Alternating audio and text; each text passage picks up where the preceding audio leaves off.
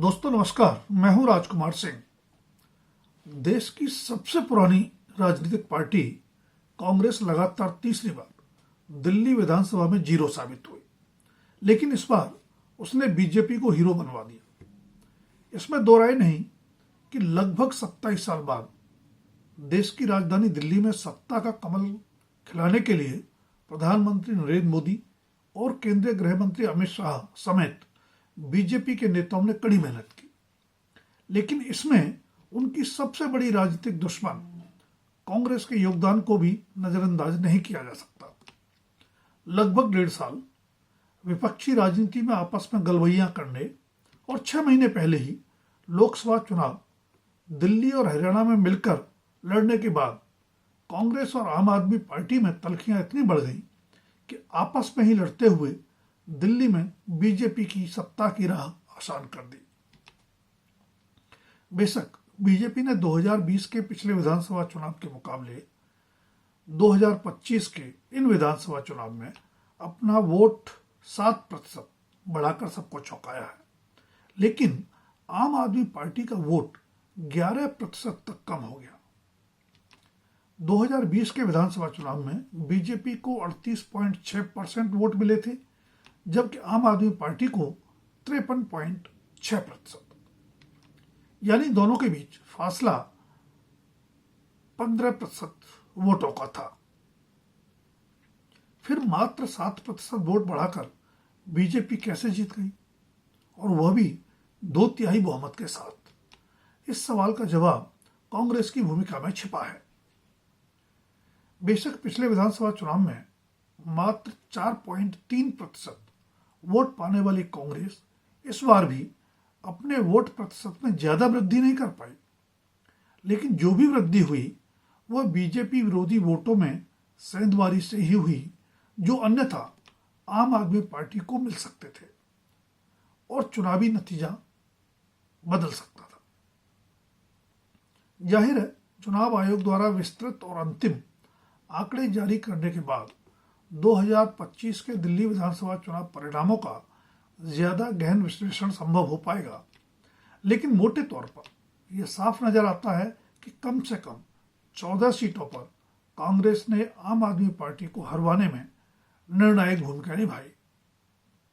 दरअसल इन सीटों पर आम आदमी पार्टी की हार, या कहें कि बीजेपी की जीत का अंतर, कांग्रेस उम्मीदवार को मिले वोटों से भी कम रहा।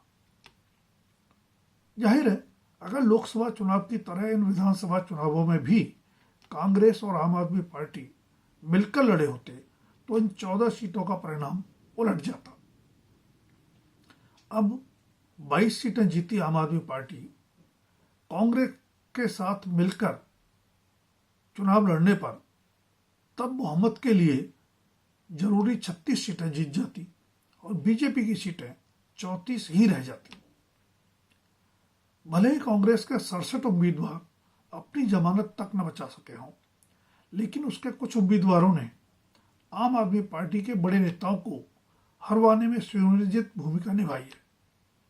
आम आदमी पार्टी के राष्ट्रीय संयोजक और दिल्ली के पूर्व मुख्यमंत्री अरविंद केजरीवाल तथा दिल्ली के पूर्व उप मुख्यमंत्री मनीष सिसोदिया के खिलाफ कांग्रेस ने क्रमशः पूर्व सांसद संदीप दीक्षित और पूर्व मेयर फरहाद सूरी को चुनाव मैदान में उतारा। बेशक ये दोनों ही तीसरे नंबर पर रहे, लेकिन इतने वोट हासिल करने में सफल रहे कि केजरीवाल और सिसोदिया को हरवाकर बीजेपी उम्मीदवारों क्रमशः प्रवेश वर्मा और तरविंदर सिंह मारवा को जितवा दें। नई दिल्ली से केजरीवाल 4089 वोटों से हारे, जबकि कांग्रेस उम्मीदवार संदीप दीक्षित को 4568 वोट मिले। इसी तरह जंगपुरा सीट से मनीष सिसोदिया मात्र 675 वोटों से हारे, जबकि कांग्रेस उम्मीदवार फरहाद सूरी को 7350 वोट मिले। ग्रेटर कैलाश से सौरभ भारद्वाज 3088 वोटों से हारे, जबकि कांग्रेस उम्मीदवार को 6711 वोट मिले। अरविंद केजरीवाल के इस्तीफे के बाद दिल्ली की मुख्यमंत्री बनी आतिशी भी बीजेपी के पूर्व सांसद रमेश बिधूड़ी से बड़ी मुश्किल से कालकाजी सीट से चुनाव जीत पाई, जहां से कांग्रेस ने महिला कांग्रेस की राष्ट्रीय अध्यक्ष अलका लांबा को उम्मीदवार बनाया था। पंजाब में अलग अलग लड़ते हुए भी दिल्ली में कांग्रेस और आम आदमी पार्टी मिलकर चुनाव लड़े, यानी दोनों में राजनीतिक समझदारी बरकरार थी। इसके बावजूद 6 महीने में तल्खी एक दूसरे के विरुद्ध मोर्चेबंदी तक बढ़ जाने की वजह हरियाणा विधानसभा चुनाव माना जाता है। लोकसभा चुनाव के 4 महीने बाद ही हरियाणा विधानसभा चुनाव में कांग्रेस और आम आदमी पार्टी के बीच गठबंधन नहीं हो पाया, जबकि लोकसभा चुनाव वहां भी दोनों मिलकर ही लड़े थे। कांग्रेस 9 सीटों पर लड़ी थी, जबकि आम आदमी पार्टी 1 सीट पर। कांग्रेस 5 सीटें जीत गई, लेकिन आम आदमी पार्टी अपनी सीट नहीं जीत पाई।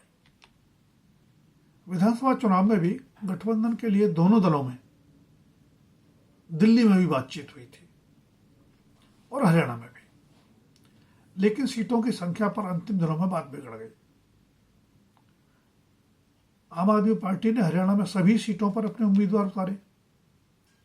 तमाम चुनावी पंडित हरियाणा में कांग्रेस की सरकार बनने की भविष्यवाणी कर रहे थे, लेकिन बीजेपी शानदार बहुमत के साथ लगातार तीसरी बार सरकार बनाने में कामयाब हो गई।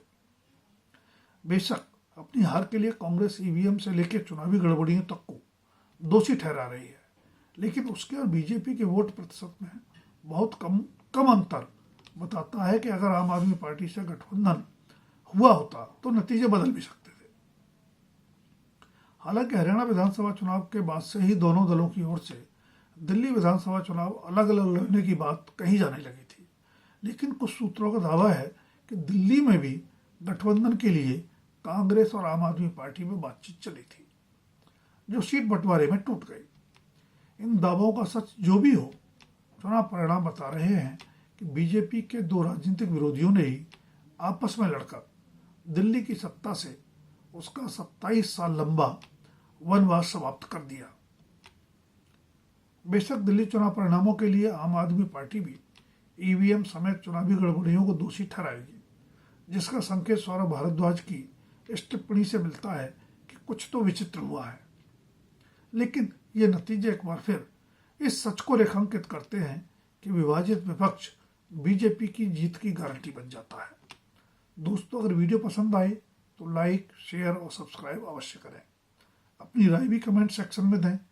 धन्यवाद। अभी के लिए इतना ही। जल्द फिर मिलेंगे किसी नए विषय के साथ।